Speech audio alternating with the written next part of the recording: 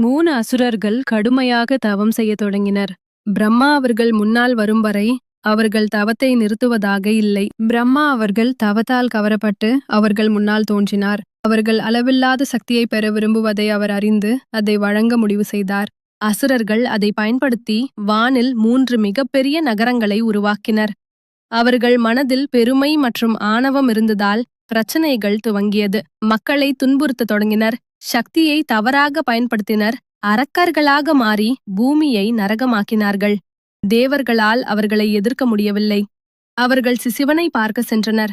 உள்ளமுருகி தங்களையும் மனித குலத்தையும் காப்பாற்றுமாறு வேண்டிக் கொண்டனர். சிவன் தியானத்திலிருந்து எழுந்து தனது ரதத்தை நோக்கி சென்றார். ரதத்தில் ஏறியவர் வில்லை கையில் பிடித்தபடி போருக்கு தயாராக கிளம்பினார். அந்த 3 நகரங்களையும் ஒரே நேர்கோட்டில் வர செய்தார். நகரங்கள் அசையாமல் ஒரே இடத்தில் நின்றன. அடுத்து சிவன் தனது அம்புகளை அந்த நகரங்களை நோக்கி எறிந்தார். அவரது கோபத்தால் அதர்மம் அழிந்தது, தர்மம் நிலைநாட்டப்பட்டது. சிவன் தியானத்தில் இருந்தார். அவருக்காக காத்திருக்கும் வரை தேவர்களுக்கு பொறுமை இல்லை.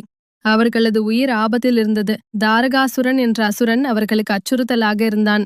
சிவனுக்கும் பார்வதி தேவிக்கும் திருமணம் நடந்தால் அதன் மூலம் உருவாகும் தெய்வீக ஆற்றல் பிரபஞ்சம் முழுக்க பரவி அவனை அழித்துவிடும் என்று தேவர்கள் நினைத்தார்கள். காமதேவன் அதற்கு பொறுப்பு எடுத்துக்கொண்டான்.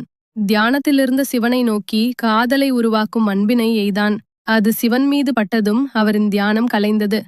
அதனால் வந்த கோபத்தில் சிவன் அவனை அழித்துவிட்டார். பார்வதி தேவி அதை பார்த்து பதறி விஷயத்தை சிவனிடம் சொல்ல தேவர்களின் இந்த செயலுக்கான காரணத்தை புரிந்து கொண்ட சிவன் காமதேவனை மன்னித்தார்.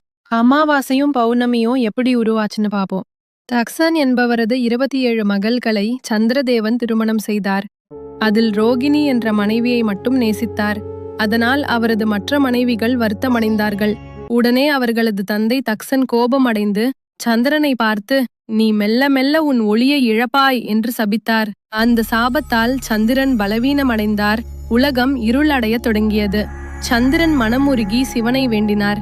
"நீ செய்தது தவறு. உனது சாபத்தை நான் முழுவதும் நீக்க மாட்டேன். அதில் பாதியை மட்டும் நீக்குகிறேன்.